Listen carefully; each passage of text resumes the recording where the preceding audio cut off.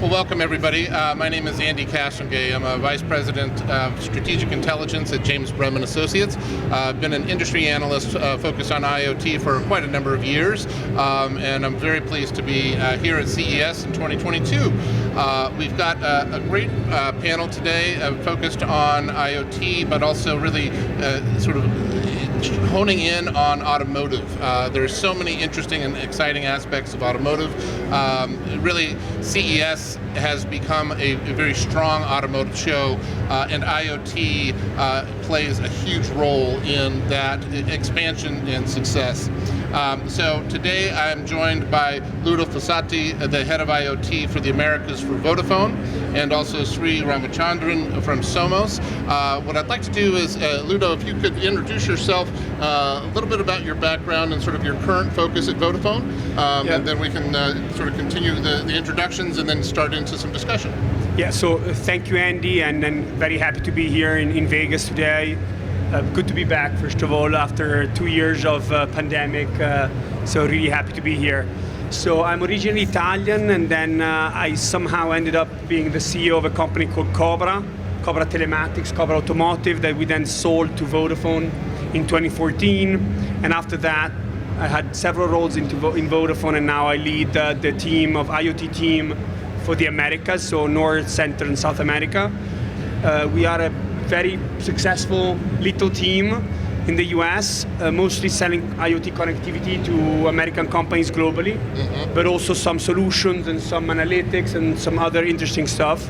In the automotive space, we globally connect 140 million connections. Vodafone is the leader in IoT, of which I would say maybe a third of that is cars. Okay.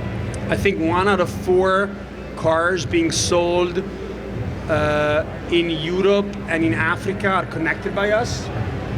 I think, we have 7 of the top 20 brands are fully connecting their cars with us. So we have quite a significant presence in automotive, and through the acquisition of Cobra, we now also offer some UBI and telematics and so on. So really important vertical for us. Fantastic, thank you. And Sri, would you mind introducing yourself and your focus at Somos, please? Sure, thanks, Andy. It's great to be here at CES after a couple of years, and thanks for the opportunity, Andy. So my name is Sri Ramachandran. I'm CTO of a company called Somos.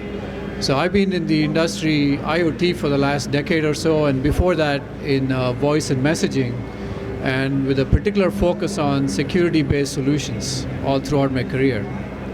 And so I've seen different aspects of the security aspects that are really necessary to make all of these things work, whether it's voice-based communications or database communications, as well as in IoT. Now, what Somos does is actually, Somos originally started as a numbering administrator and then diversified into an identity management player. So today we manage numbering identities for pretty much the entire world. So we issue numbers, North American numbers, toll-free numbers, and so on. And so we manage over 4 billion identities overall. And what we bring to IoT is identity management to make sure that there's increased trust within the overall ecosystem, so that we can assert that a device is what the device is, and to make sure that we can increase the security within the ecosystem overall and reduce fraud and bad actors. Thank you. No, it's great to get these the background from both of you, because I think it opens up several topics that are really interesting from an automotive perspective. First, what I want to do is touch a little bit on the importance of data within the automotive sphere, because that's evolved a lot. Just within the last, I'd say 10 years or so, the percentage of cars that are coming off at the factory line with connectivity has grown demonstrably. And I think, we were talking a little bit beforehand that our expectation is that in a very short amount of time, literally every vehicle coming off the manufacturing line will be connected. the use of that data has often been much more active with third parties like Cobra, for example. And so one of the things that I wanted to talk about is the transformation and evolution of the use of data from the automotive manufacturers in the ecosystem, and sort of where you see that today. And so Ludo, given that Vodafone has played such an important role in connecting a lot of those vehicles, but also your background at Cobra, sort of curious to get your thoughts on how data has evolved and how important it is at this point to the strategies of some of the OEMs, but also partners like yourselves. I think we need to. It's a very good question. I like to look at it on a historical perspective. Sure. I think if you think the first connection into a car originally was the radio. You listen to the radio. It was this was the way things were connected at the start. Then the second thing was on GPS navigation systems. So we were connecting all TomToms. We still connect TomToms globally, and a lot of GPS like the Garmin and so on are connected by us. And this was, at the beginning, you had this device you would put into your car to get maps, right? And get direction where to drive. Another big trend was anti-theft. First it was just an alarm, a siren. You remember when someone stole a car, the car just would... And then after that, it evolved, the technology evolved and started to track cars that were stolen to recover them. So these were the drivers that started to connect cars. Then after a while, I think OEMs started to embed those devices, those features into the car at manufacturers. So you had your maps in the car already embedded. You don't need to buy a TomTom, it's already embedded into your car screen. Same for anti-theft, right? So you need to track your car. They would put a box into the car. You don't need to go to an aftermarket solution. You already have a tracking device into your car. That then triggered a telematic part that is monitoring the car, how it's being used, is there any issue with the car, so the OEM can collect data and see if there's any issue with the car. Right. Then and this also, you have to think that connectivity technology change was 2G, SMS, and then 4G, full streaming, and then 5G and so on would come. So I think also the technology around it evolved and made these use cases available. Once OEMs started to connect, once the connected cars demonstrated value, then that created new business. Like we were talking about stolen vehicle recovery, new business, complete new business. Another one is UBI, usage-based insurance, complete new business, thanks to the fact that the car was connected. A roadside assistance, another big one. You have a crash, and then a tow truck come to pick you up, or you have a flat tire, and they can send someone automatically. So OEMs realized that there is value in all of those data of the cars, so they started to so they started to create a primary connection with the car that goes both ways. Right. So one way is they collect data from the car to monitor how the car has been used, and then on the other way, they use those data to offer a better service to the driver. Right. So they use data to develop a better car themselves, so based on how people use it, but also now they have data they can sell to other providers to offer services to the driver. So all of this has changed a lot. Now, next, we are now on the edge of another big change that is autonomous and shared and electric. So these three things coming together are changing the way we connect cars a lot. And we see we're part of a lot of trials into autonomous driving and connected cars in the future, electric cars. We're part of all the 5G AA association and so on. So we're one of the few operators that works with the regulator on how to define that and how would autonomous work. And we can see it's a complete change of usage. So as I said, we were doing maybe 1 or 2 SMSs a minute or a second. Now we do 5-6 gigabytes a second. Right. So it's a change because a car with all those cameras collect all the data and give all those data back. So there is a very big change in this industry. And I think the use cases and all the benefits, we don't even know right now yet. There's so much more that would come that it's still something we are finding out every day. That's right.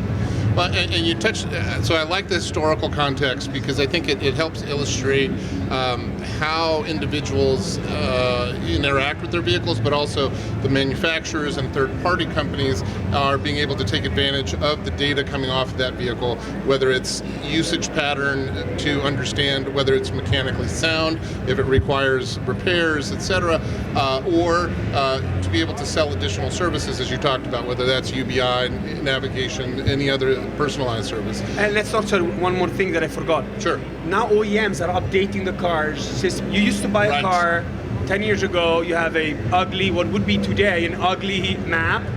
Now they do over-the-air updates. You have the latest map on the screen. You don't need to. So the cars, like your phone, get updated every 2-3 months. You get the latest view of the maps, of the content, music, and the features of the car. Right. They get updated everything they can that is not mechanical. They can update it over the air. And that's a really interesting aspect, because not only are you getting constant updates for the vehicles themselves, but then the role of the individual's telephone, the mobile phone in the vehicle has transformed dramatically to the point where it used to be sort of a nice to have, but in many circumstances, new generation vehicles are using your phone as your point of identity for security, for entry, for authentication, for services within the vehicle. And Sri, that's where I want to bring you in on this discussion, because that part to me seems very transformative. And as even in terms of vehicle design, Ludo, you were talking about sort of TomToms, where now a lot of the navigation is being pushed from the phone to the display in the car, right? Rather than being sort of natively driven from the vehicle itself. And so, Sri, what I want to understand from your perspective is, how do you see individual identity starting to evolve with regards to that relationship between driver, owner, other users, and the vehicle itself? It's a great question, Andy. And what I'll do is I'll take off from Ludo's historical context, which is really useful, right? Because before connected cars came into being, the OEMs didn't have the perspective of the life cycle of the car. It was sold, they had a warranty period, and after the warranty period, they didn't care about what happened to the car, right? It was completely aftermarket. As soon as it became connected, and now there was infotainment that could be pushed, there was value-added services, as well as traceability and quality information that was coming back from the car itself. There was impetus to actually understand the entire life cycle of that connected device now. Right. And in the case of end users actually using that, it became even more complex, because now end user devices interacted with these cars, right? Like the smartphone, like you said, is being used for entry purposes, is being used for authentication before they're even allowed to drive, right, and so on. When that happens, you need to extend your life cycle. You need to, first of all, understand that the identities of the device itself, of the car and so on, and extend it beyond that to actually include the identities of the end user, of the devices that they're using. So it becomes a much more complex problem. And so what we're seeing is that the identity management is really key to making sure that the entire life cycle is managed properly. And Can I ask a question? So, but in a world of an autonomous shared vehicle, whose identity are you actually going to check? So, if something happens, who's driving? Who's responsible of it? Because if you and I, we share an autonomous vehicle, I'm up 10 minutes, then I get down, you jump on, you go another 10 minutes. Whose identity is it? Is it me, you, or the vehicle has its own identity? What is going on there? So it's a great question, because every autonomous vehicle needs to have its own identity. And the interesting thing is what we call the meta-identity is who's the owner of that, right? So you have to establish a way to map it to the owner. And the owner could be an enterprise, it could be an individual user, so on. And so there's a mapping that needs to happen across all of those. Right. And this issue of multi-tenancy becomes really challenging, because you could, as you say, have an enterprise as the owner of that individual vehicle, but it could also be, for example, leased from that holding company to a B2B or B2C service provider for fleets, right? So on-the-go fleets. And so you could have not only multiple owners and responsible entities behind it, but then also, as you were pointing out, Ludo, multiple people entering that car for an hourly drive, a ride share, right? A type of, or long-term lease or ownership. So that sort of issue of identity and multi-tenancy becomes kind of crucial. From an operator standpoint, how do you think about that in terms of your future services? Because you're providing something that is essentially reasonably solid, intangible, right? So you're providing a module with connectivity, but it also has, but that management service that you provide also needs to carefully be able to handle multi-tenancy, I assume. So I think, so we are a regulatory industry. So as an example, we've made a lot of investment, and I think are one of the few providers that can offer what's called IITC, Internet in the Car. Mm-hmm. Because basically there is an identity issue. In Europe in particular, forget about the US, the regulation is different. You need to identify who's actually going online. Mm-hmm. So in certain countries, you need to attach an ID, copy of your ID, and there's my name attached to it. And so we created a portal now to allow people to register and use the internet in the car, mm-hmm. surf the web in the car, and they have an identity, they have a responsibility. Whatever they do online is that they know it's Ludo being right. online. Now this creates, it's not an easy thing to do, believe me, it's many different regulation, GDPR and so on, right. being handled, so all of that is really difficult. I don't know how it's going to work for a fully autonomous car where people just pop in and out.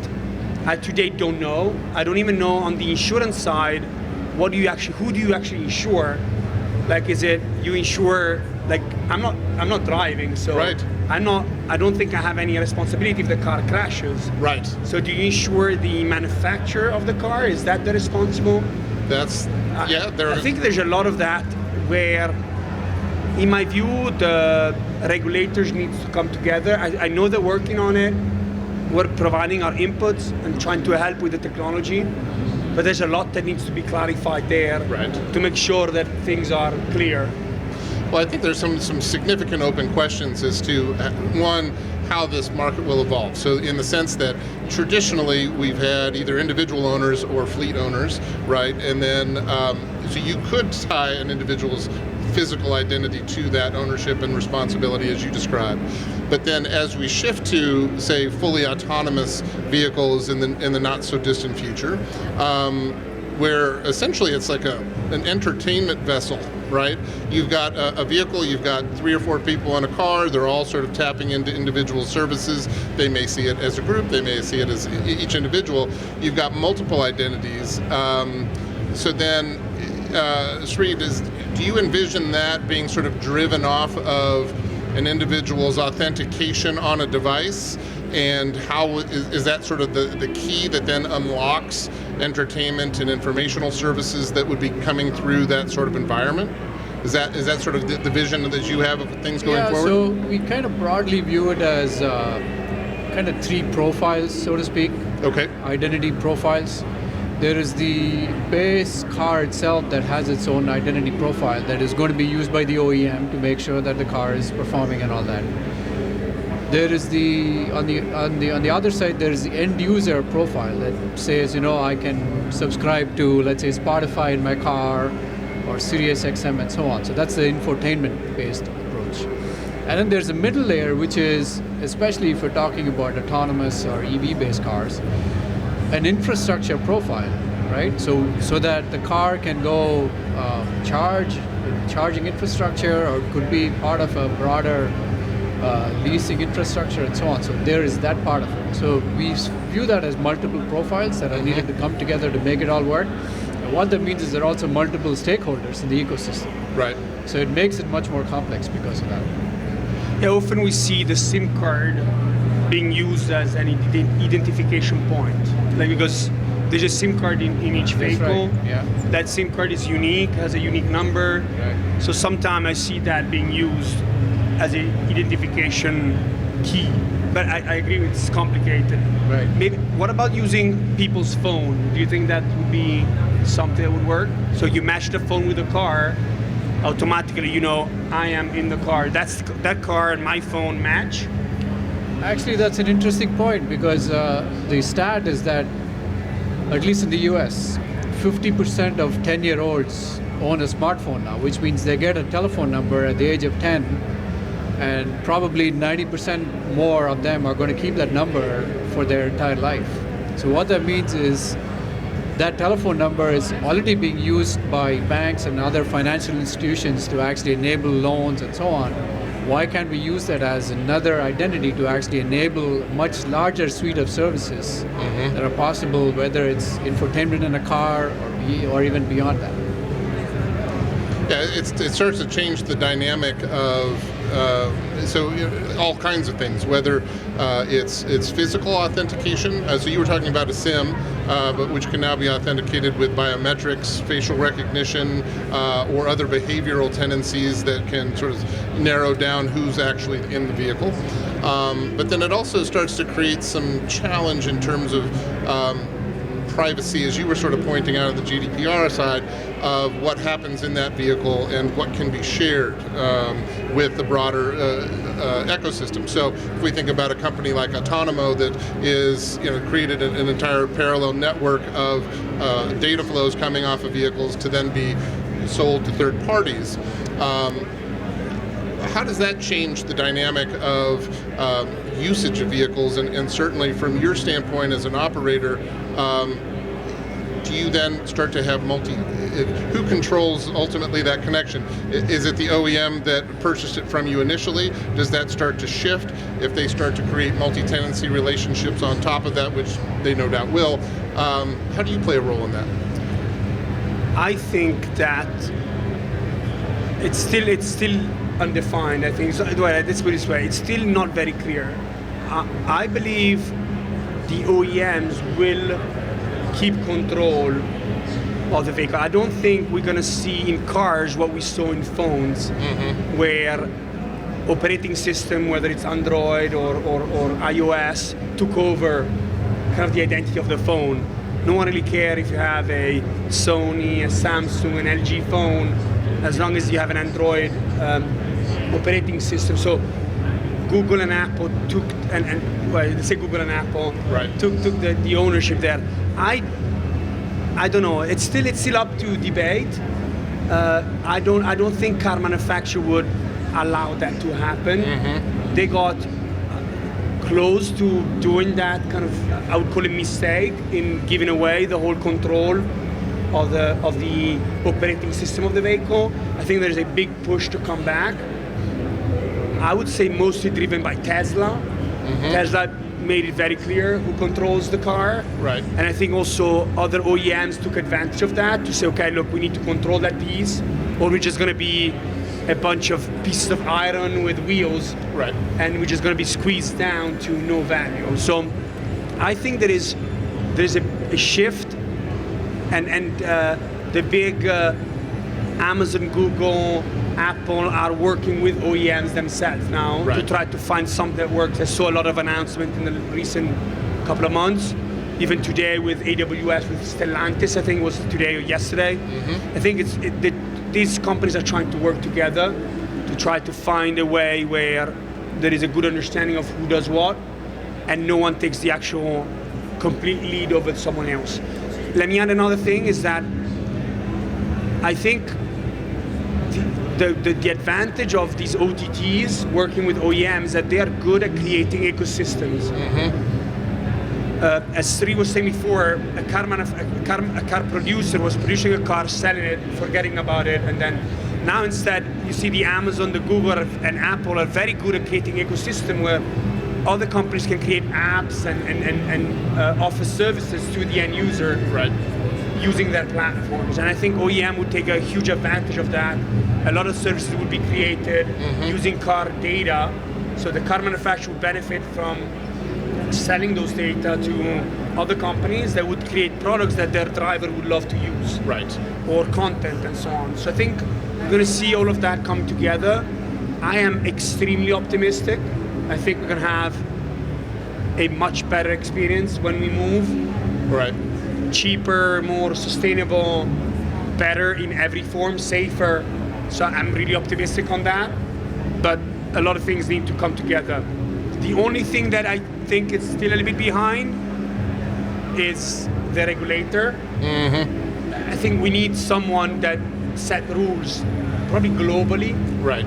on what needs to happen. But on an identity, it's the same. So Sri, maybe you can add.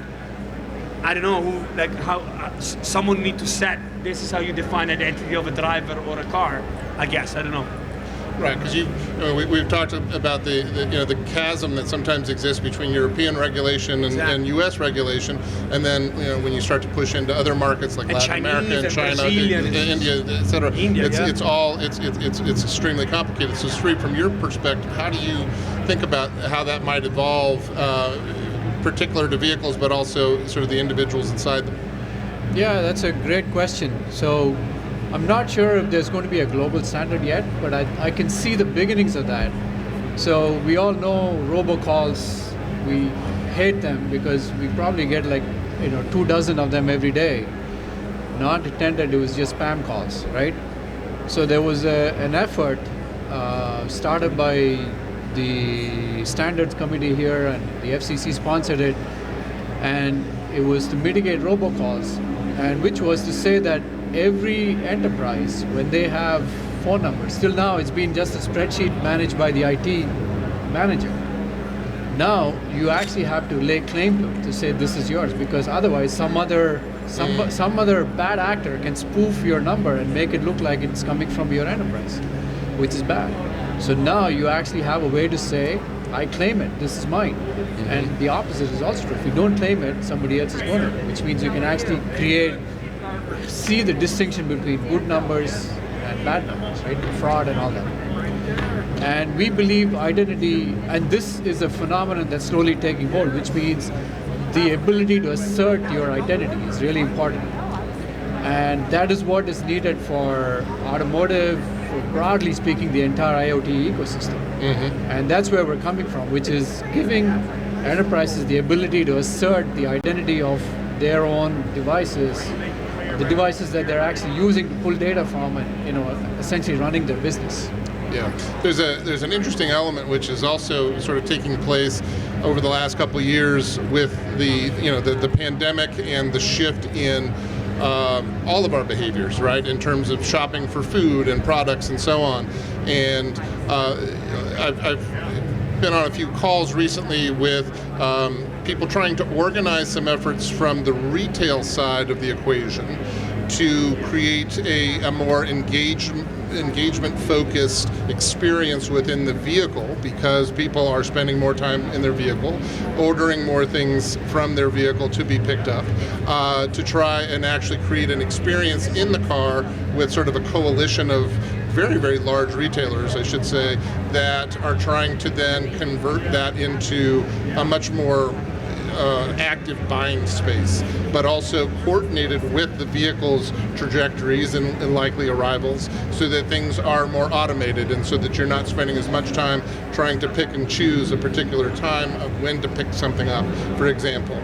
And so that part also started. That's sort of a very recent thing that I've learned about, and that may start to take form as early as this year or next, where you're starting to see major retailers saying, okay, we love this space because it actually gives us, particularly with newer vehicles that have very large screens, it creates a much more engaging experience to be able to highlight certain things and sort of spark consumerism, ultimately. So, I'm sort of curious to see, are there other, beyond, is retail a key portion here? Are there other things that we're missing in terms of new services that you both see as being important within the automotive space coming through? So in retail, I think there's two major trends that are now a reality. The first one is voice. I think more and more, till the car will become autonomous, people will interact with their car using their voice. So you see a lot of Alexa and Siri and Mercedes doing their own and so on, Google, right, in the car, and you talk to the car and you can order food and stuff through your voice, using your voice. That's the first thing. The second one is using the car as a delivery point. So I've seen more and more of that technology where you can get your grocery delivered into your car. Right. So you can remotely open the trunk of your car, they drop the package, the bags in it, and then they close it. Right. So that is something that I think is real. I agree with you that all of the interaction between, so the car would become like a phone or even more. So buying stuff while you are driving would be more and more common. How would that experience would play out? It's something we need to look. I don't know if you three have an answer. I think it's still coming together. But these two, voice and using the car as a delivery point, are two things that I've seen now being almost now a reality right now. Right, because I mean, as much as we all had hoped that this pandemic would have been at an end by 2022, we're obviously heading into a third year.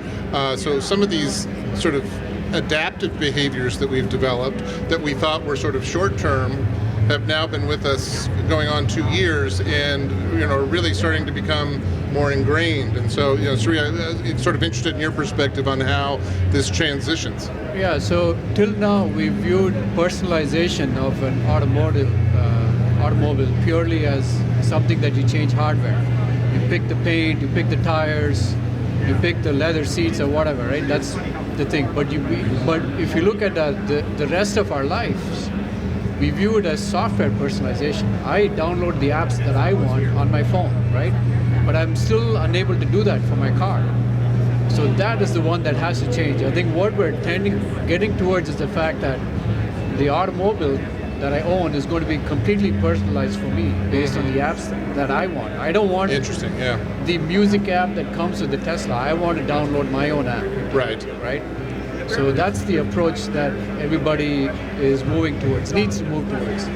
And what that means is software personalization requires more identity management, because now it's very tailored to you as a person.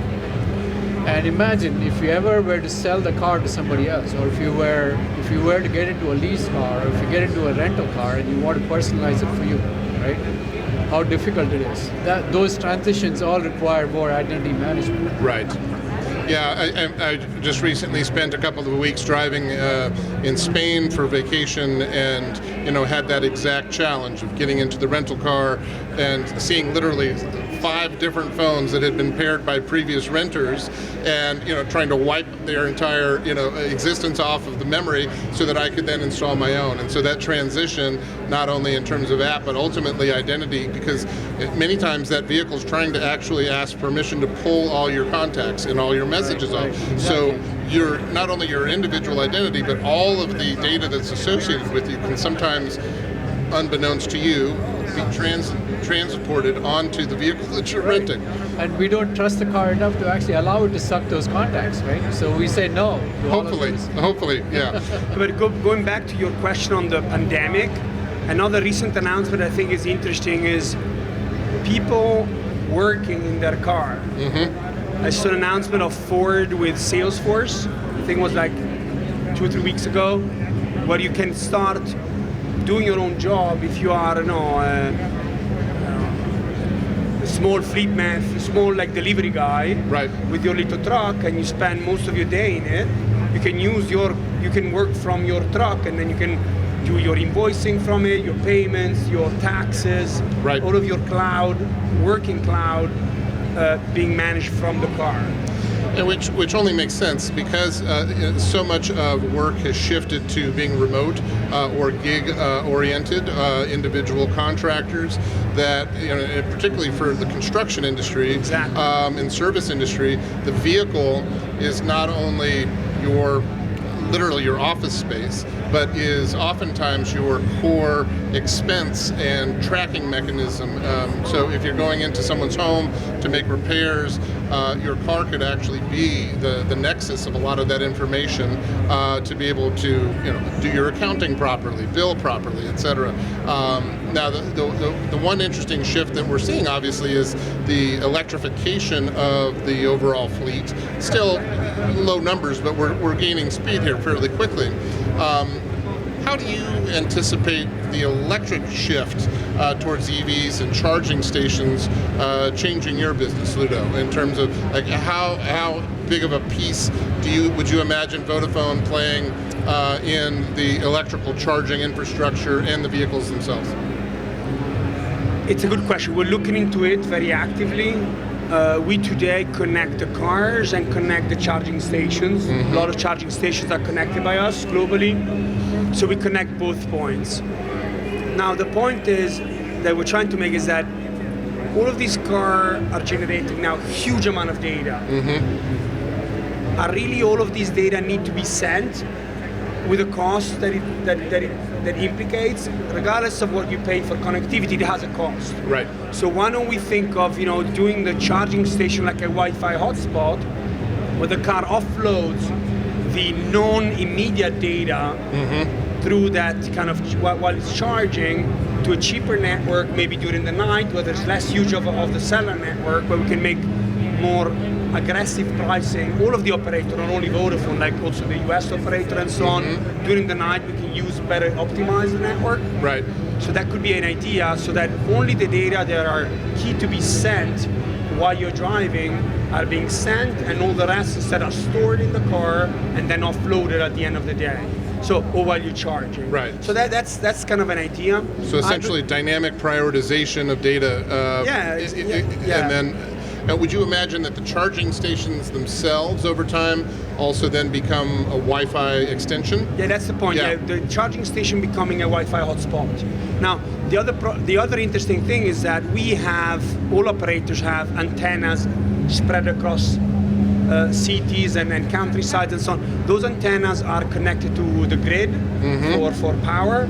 So why not finding a way where we can do a base station, a charging station together, or let's say close, like an infrastructure that is, we have a very expanded detailed antenna network in the US and everywhere, with 5G even more.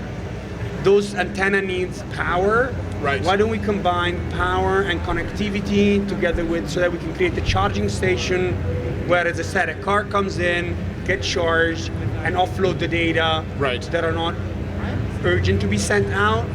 That is something that I'm sure that our infrastructure team is looking into on how to optimize that and leverage that both strength. What I think is interesting though is more the relation with the customer. As I said, a car being shared, you have your phone bill. Can you use your phone bill to pay for electricity? Can you use your phone bill to pay for Spotify that you said before in your car, or whatever it is? Why don't you use your phone identity and bill that you already pay monthly? Why don't you add features to that? Right. So that's another thing we're exploring with some OEMs. We join forces, use your phone bill to cover up for other services. So that's all of this needs to be still defined, but not all car manufacturers like it. If you look at Tesla, they'd rather you pay your phone bill through Tesla. Right. Exactly. So it's very different. So, but again, there's a lot of need for connectivity. We are very well positioned. We have the leadership. We are investing a lot of money into being a big player of this world, and we have the trust of a lot of OEMs out there. So we think we're very well positioned to have a big role there. So, Sri, sort of taking on this issue of trust, which we talked about at various times through our conversation here, how do you envision, so for example, how do you envision ensuring that trust, particularly as we move into a fragmented charging network, right? Because obviously Tesla has its own infrastructure that it leverages to its advantage, but the rest of the manufacturers are sort of using this hodgepodge of providers and technical partners. But then that also creates unique challenges from a user standpoint, because you show up, you want to make sure that experience is as smooth but also as secure as possible. So talk to us a little bit about how you think identity management and security at that level comes into play here. Yeah, that's a great question. So anytime you have an ecosystem, there needs to be additional trust. And if you can't make the players of the ecosystem come together, then what happens is, well, like what Tesla or Apple do, which is create a vertically integrated full soup to nuts kind of solution and say, okay, just buy everything from me, right? But obviously, to scale that requires a lot of capital and so on. Tesla and Apple can do it, but most other companies who want to have much larger ambitions tend to actually rely on the ecosystem. And to rely on the ecosystem means you got to create the trust. And identity provides the base level of trust so that they can actually make that happen. And it can be, not just for charging station to like enterprise charging stations like ChargePoint or EVgo with the vehicles, but there is a new model which is like Airbnb of chargers. I have a charging station at home. Why can't I let somebody else come in and charge while I'm away or something like that, right? Right. So how do you enable that level of infrastructure and ability to actually use that, but yet provide a great experience for the end user and for me as a guy who's renting out the charging station to make sure I get paid, that I know that my charging station is providing the right charge to an owner who's able to authenticate the vehicle and himself to that. All of that. This requires strong trust within the ecosystem, as well as the ability to make sure that there's assertion of the identity, right, so that trust is enabled, and you can actually weed out the bad players and people who come into who are the bad actors who try to do fraudulent things and break the infrastructure at this point. And I got to imagine that's a very complex series of potential partners, right? Because you end up with, even today in payments, we have, of course, all of the traditional Amex, Visas, MasterCards of the world, processing a lot of payments in the background over credit, ACH payments through debit, etc. But now both Google and Apple have made extensive headway in terms of Apple Pay, Google Pay, etc. To what extent then does your company work with organizations in the payment industry to help monitor and identify individuals and ensure sort of identity through devices? Is that something that you play a part in? We don't work directly with the payment players at this point. Okay. But what we do is we enable telephonic identity to enable them to actually say, you know what, this number owned by this certain person, how long have they owned it? Things like that are just signals to enable to look at whether it's a fraudulent transaction or not. Interesting. Okay. But would an autonomous car going to charge itself? Would the autonomous car pay? Like, would we have bank account for things, you think? I think at some point, yes, ultimately I think it develops along those lines. In fact, for instance, I was doing a little bit of work with some architects in Boston who were contemplating a renovation to the Boston area Logan Airport, the parking lot, right? So how do you design a parking lot today? With the notion that in the not too distant future, not only do we have electrical vehicles becoming more prevalent, but then also over time autonomous vehicles. And so how would they charge themselves, right? So even just the architecture of wireless charging, because if it's autonomous, there may not be an individual person to be able to actually plug it in properly. So you need all these types of things. But then as an extension of that architectural and technological shift, then you also end up with some really important points, which that you just raised, which is, would it be able to establish itself as, say, a vehicle owned by entity X, and it needs to recharge, and so entity X pays for that individual charge, and then when it's being leased, whether by the hour, by the day, week, what have you, to an individual person or to another company, then that charging relationship and responsibility would shift to them. That starts to get remarkably interesting in terms of how that works. And my guess is that there will also be some additional transitions over time where our personal business relationships, for example, with your local utility may start to follow you, as opposed to you paying a charging station as an individual through a credit card, what have you. You may eventually be able to tie multiple accounts together for certain types of recharging. So that's where I think things, as we have talked about at a number of points during this discussion, the complexity is is not so much in the technology. Actually, the IoT technology that is fundamentally behind all of this is relatively straightforward. It's the governance of those multiple entities and relationships that is still pretty complicated. Would you agree? Partially. Okay. I agree that it's very complicated, the whole picture, make it work together. I'm not sure the whole IoT, or let's call it technology stack, is a simple thing. You know what I mean? I'm not sure we're there yet. We might be there on connectivity. We might be there on identity. Apologies if I maybe, or at least we're close to. On autonomous, we're working on it. So where does IoT need to go from now through over the next, say, 3 to 5 years, in your opinion, to be better prepared for autonomous vehicles to really function properly? Is it greater? Because from a connectivity standpoint, if we have 5G modules in every vehicle, that certainly gets us to a certain level. But are we talking more edge capabilities and other sort of support infrastructure that is required? Where do you think that needs to change? First, I would say that having a good 5G network with a coverage not only of people but of land that is good enough, it's still, in my view, a few years down the road. We're going to have good 5G in New York, in Vegas, in Paris, wherever you want in a city. If you want to drive from Vegas to Phoenix, as an example, to have all 5G coverage there is going to take a while. So that's the first, if you look at an infrastructure play.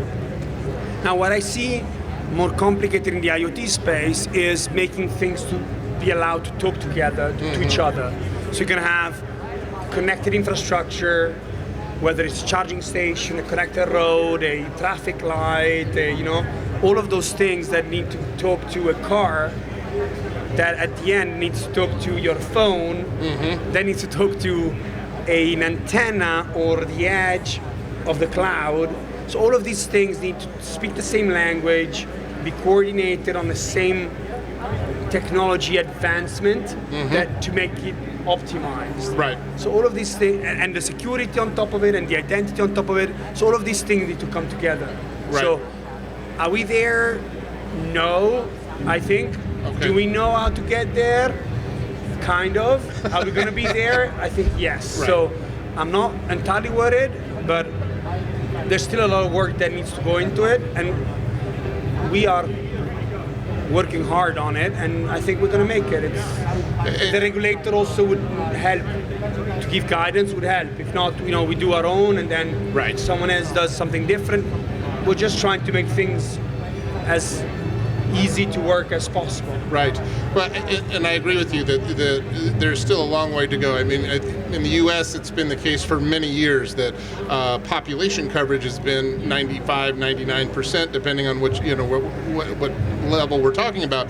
But geographic coverage has rarely been above 65, 70%. So it creates an issue. And Sri, from your perspective, I'm actually interested in this question because identity management requires connectivity to be up and running, right? So if I'm doing two-factor authentication and I can't get the message either over SMS or through a data app that's going to be required for me to authenticate myself, I'm screwed. So what level of, how important or how often do you see connectivity issues hampering your ability to be able to do your services? Yeah, that's a great question because connectivity is kind of fundamental. So even though we can sew the infrastructure all together, when I say infrastructure, I mean all the different players in the ecosystem together using identity. Ultimately, it really requires connectivity as a layer, as an infrastructure layer to enable all of these things to come together. Right. So in that sense, we both have to work together to make the IoT ecosystem come alive. Right. Yeah, absolutely. Well, gentlemen, thank you so much for your time today. This has been a really fun conversation, talking on a lot of topics that are very relevant to what we're seeing here at CES, certainly, but also, a very exciting, in my view, technological and business trajectory in IoT and automotive that's been taking place over the last 5 to 10 years. And I think, hopefully, if we're back at this table next year at this time, we'll see some really exciting advances. So thank you both for your time today. Thank you to everyone for participating. It's been a pleasure. Thank you. Thank you. Thank you, Andy. Thank you, IMC.